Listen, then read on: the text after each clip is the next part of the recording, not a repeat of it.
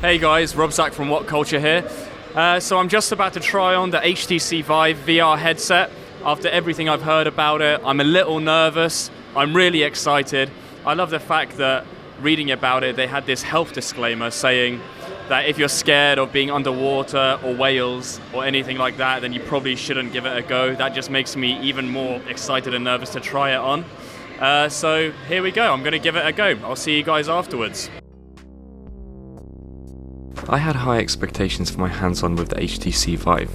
I'd heard stories of people coming away from the experience in tears, simply because of how immersive and powerful it felt. While I thought of myself as being made of stronger stuff than to let a piece of tech bring me to tears, I can certainly see the sentiment after trying it on for myself. During my experience, which took me to an underwater shipwreck, an encounter with GLaDOS from Portal, and a VR puzzle, I lost all sense of the outside world, except for when the cables, invisible in the VR world, got tangled beneath my feet. The fact that I was moving around a space was the real clincher here. When the whale fin in the underwater sequence glided by my head, I took a few steps backwards. When I had to construct a little buggy to guide a ball to a target, I was down on my hands and knees putting it all together. The fact that I wasn't stationary or seated added an unprecedented layer of immersion. The visuals were of an outstanding quality too, and barely a pixel was visible in the display, though there was still a bit of blurriness that needs some ironing out. In light of how incredible the experience was, it seems so dull to focus on logistical questions, but they still need to be asked. The headset was quite heavy on my head. It was fine for 15 minutes, but is it viable for 3-hour game sessions?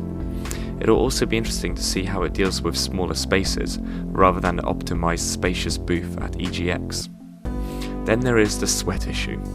Taking the headset off, I did indeed look like I'd been crying, but I assure you it was simply sweat, much of which had soaked into the foam cushioning for the next person to rub up against. Lovely. But I'm sure these niggles will be addressed in time. On a technical level, the Vive is quite possibly the most impressive piece of tech kit I've ever tested out. So I've just had a go on the HTC Vive. It was an absolutely mind-blowing experience. Nothing quite like it. I think it's pretty much like the start of cinema.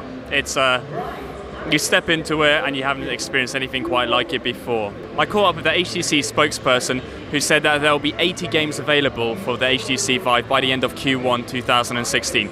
Some of these will have the support for VR added retroactively. Some of them will be designed just to be used with the HTC Vive. The great news for UK gamers is that it'll be available in limited supply by Christmas 2015.